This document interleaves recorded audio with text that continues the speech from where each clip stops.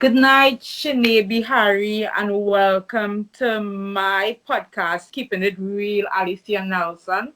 It is a pleasure to have you here, Shanade. It is a pleasure to be on it. Hi, everyone. Hi, everyone. So, Shanade, I haven't put you on my platform, but seeing that we are women in computer science and women in the field of information technology, definitely, what do you want to tell young, maybe aspiring, information technology students or those who want to go into the profession of information technology? Sorry for putting your audio in the spotlight. Oh, no, it's fine. Um, the first thing is, I wonder if anybody is aware of the stats. The stats I have on that is only from the state because, well, that's where I live currently. Mm-hmm. So apparently, the main reason that women tend to not get involved in this field is because a lot of people don't study anything related to science, technology, engineering, or math. Mm-hmm. Or maybe science, yes, but not exactly technology. And Yeah, yeah. apparently, 83% of boys in secondary school, they go Mm-hmm. towards that type of field, Yeah, and only 64% of girls, they go towards STEM. But they yeah. mainly go towards science. So they do things like social science, like psychology and sociology, those type of things. And Yeah. some people go into marine biology and biology and the medical field, but Yeah. not very many people tend to go towards technology. And I want to know why that is. So Mm-hmm. I decided to ask my niece the other day what her IT classes does be like. And Yeah. when she told me the things she was studying, I was just like, so all it didn't start to do anything in HTML, or she was like, no. Hmm. So I was there like, Yeah. you have to get is the exposure. So the earlier you get exposed to technology or to programming even, because what I do Mm-hmm. for a living is I do test automation. Mm-hmm. And those are the big words. I basically sit down here and I just write code to test out software Mm-hmm.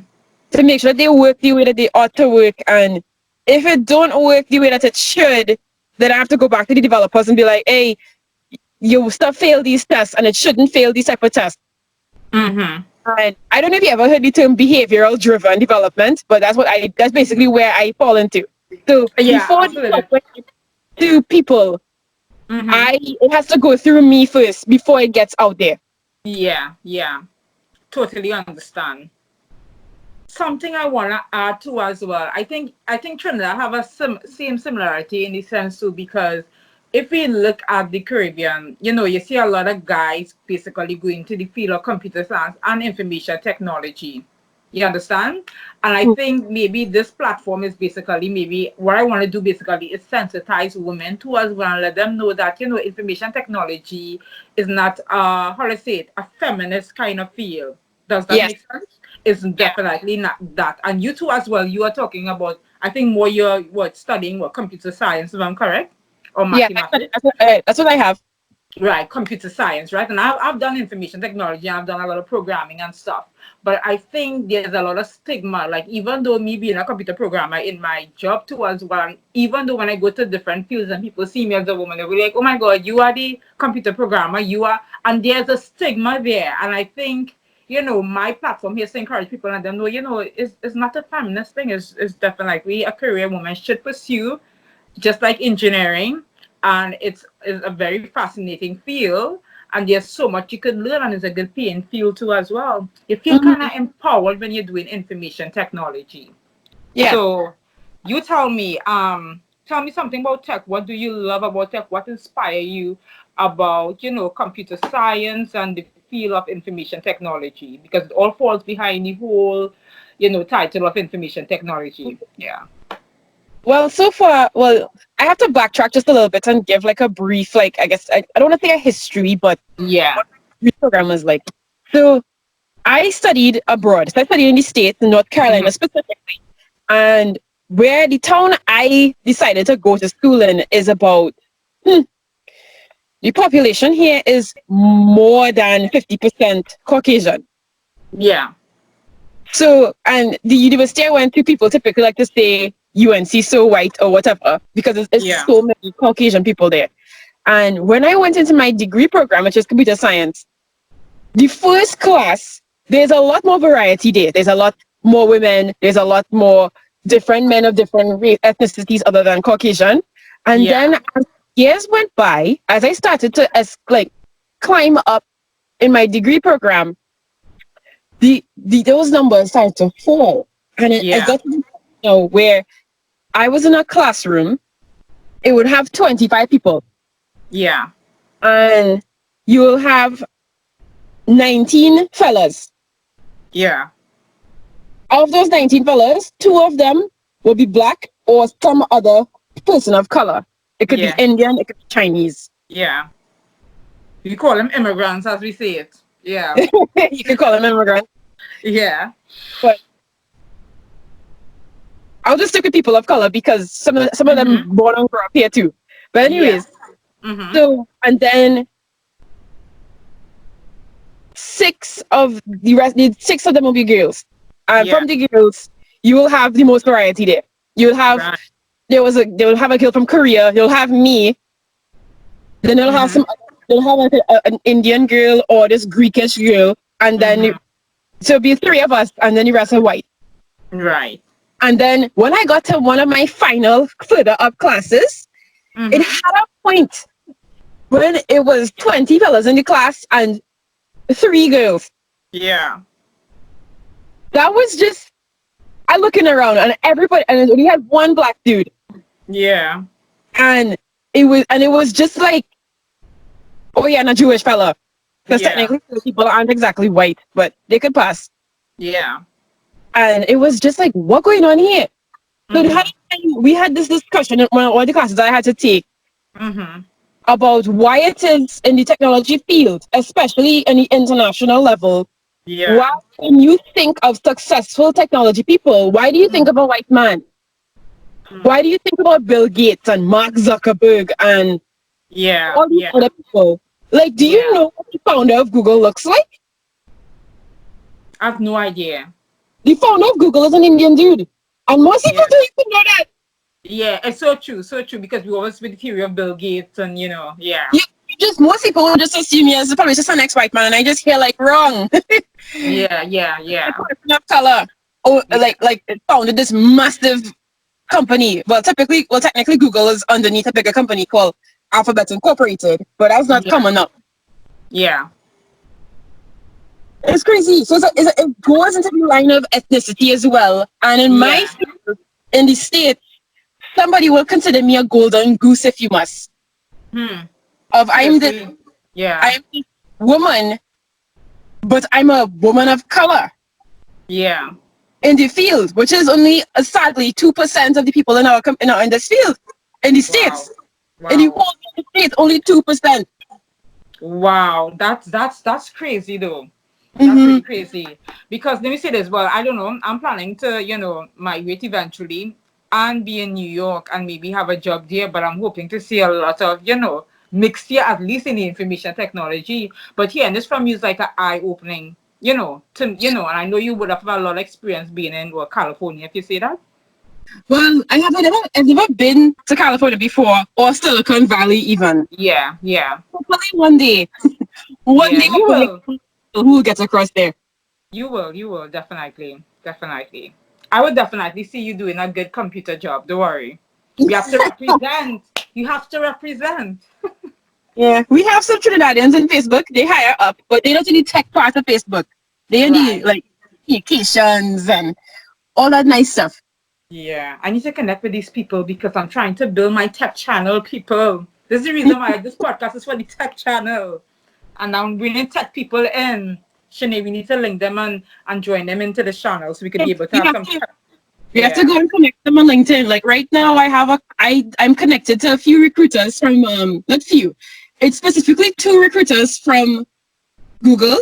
Yeah. I don't really speak to them on a regular basis, but I really should. And this particular recruiter from Microsoft, which again, you should be talking to this woman all the time. I knew this recruiter from Microsoft is a woman of color. Wow. I go in after these few people of color in these Yeah. fields because it's Yeah. like, listen, I'm like you. And Yeah. as well, let me go as far as we look the same. Yeah. No, We die to the back. yeah. And we need our support. We need our support because we always see like different races, but we black people too as well, or black women. Sorry, I should say we need to have someone we could look up to and follow Yes, because we need that. We need that. We need that strength in this world. You understand? that's what we need. Every time I Exactly. see a little girl just in Mm-hmm. somewhere, well, right now I can't because we have got this whole COVID-19 lockdown taking place. Yeah. Yeah. And every time I see a little black girl, if the parents allow it, because some people creep on people, adults don't go to church these days, Yeah. is what do you want to do when you grow up? I want to be a doctor. I want to be this. That's great.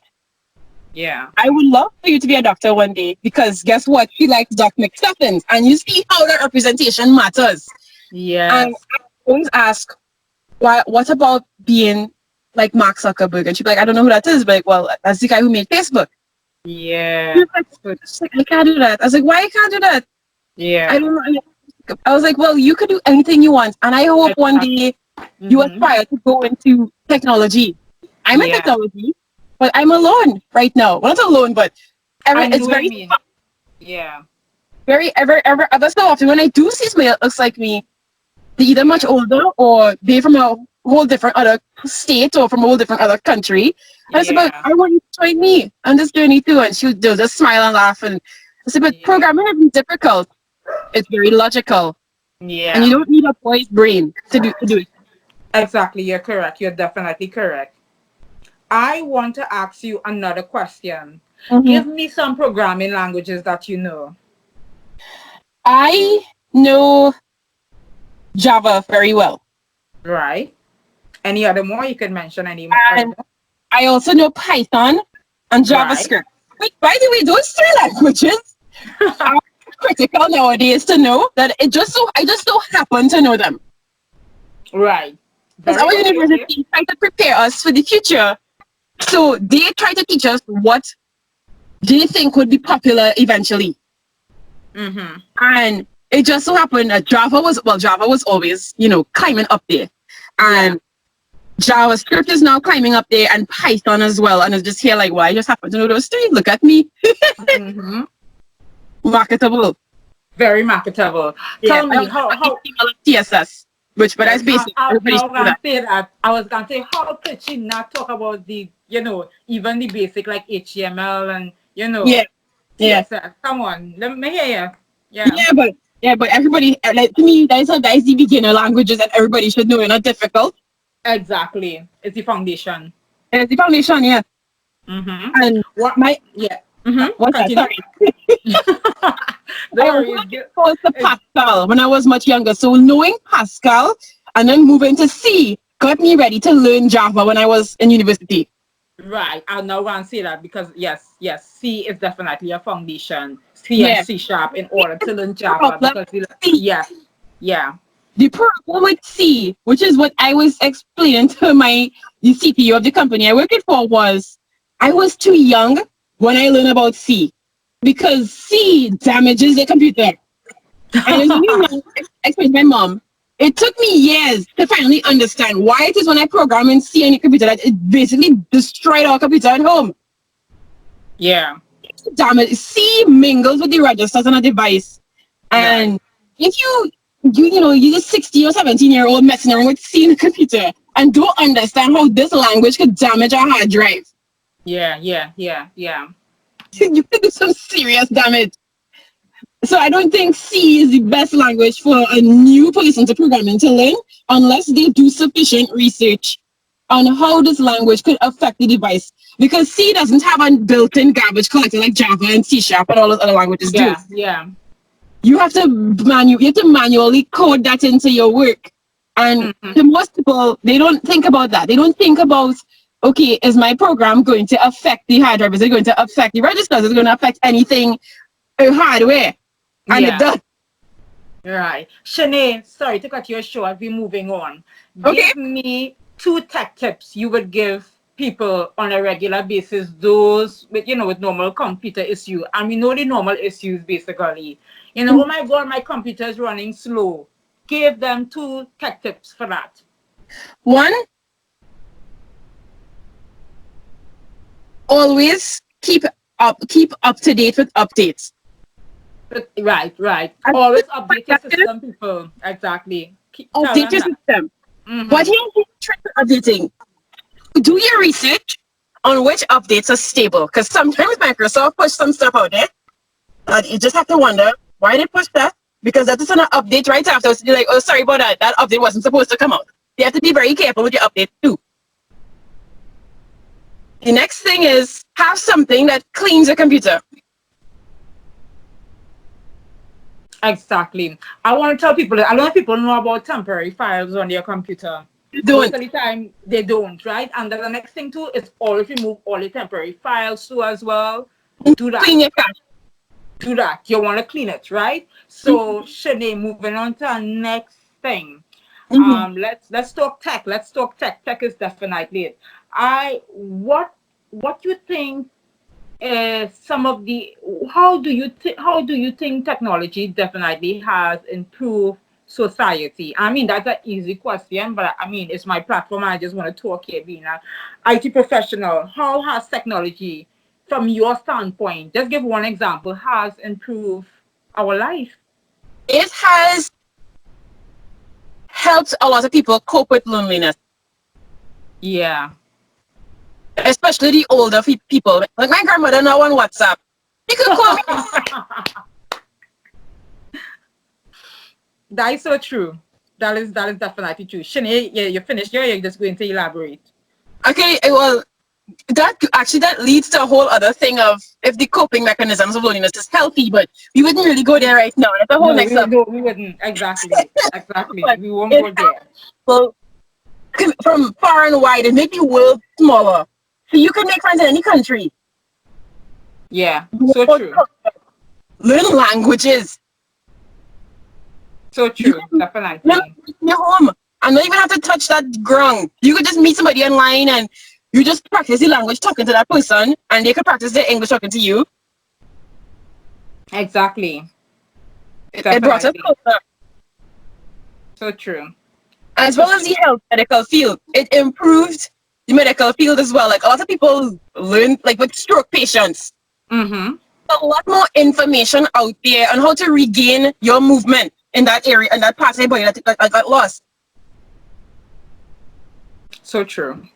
So it really brought us closer. It really helped us share information that is no longer no secret anymore. Exactly. So Shanae, is there anything you wanna add before we close up this podcast? At the end, I Um, want to. Mm-hmm. keep on top of things, but there's so many things to keep on top of. Find your niche. Find your area that you have your interest in, and you become the most educated and expert of that area as much as Mm-hmm. possible. So for me, I like test automation, but I also like artificial intelligence. Yeah. What Exactly. with both of those things is a lot. There's so many things out there, but trying to Right. keep up. There's so many new things always coming out. There's always new theories. One more And thing, Shanae, before we cut, I don't want to cut you short, but before we end this, guys, and my podcast, I want to ask Shanae. This is a tech podcast, and I'm going to ask her some tech questions. Are you ready, Shanae? I'm ready. Right? Sorry for my guy. Sorry, I did a dental today, so that's the reason why I'm not talking as good as I normally do. Anyway, so going on to our question, Shanae. Question number one. Did the Apple iPhone first become available in 2005, 2006, or 2007? The Apple iPhone. I feel like it's Yes. about six. 2000 what? Six, but I don't know. Okay, wrong. The answer is, don't worry, 2007. Wow. Yeah, something we learn, guys. Something we learn. Going on Learn to our something. second question. Hmm. Firefox, Chrome, Safari, and Explorer are types of what? Browsers.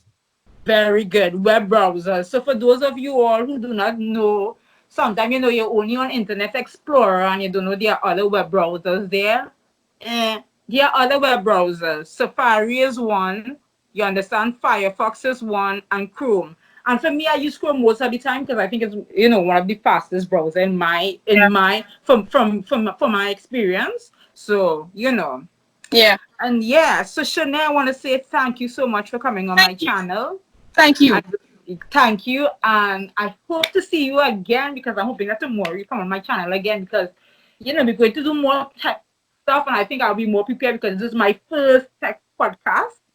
So we will continue with that. So guys, for those of you all who love this podcast, remember to press the subscribe button, support Black entrepreneur, that's how we should say it, a Black woman in tech, and also hail out to Shanade, Beharry podcast too as well. Do you want to give them information so they can be able to, go to your podcast platform and, listen?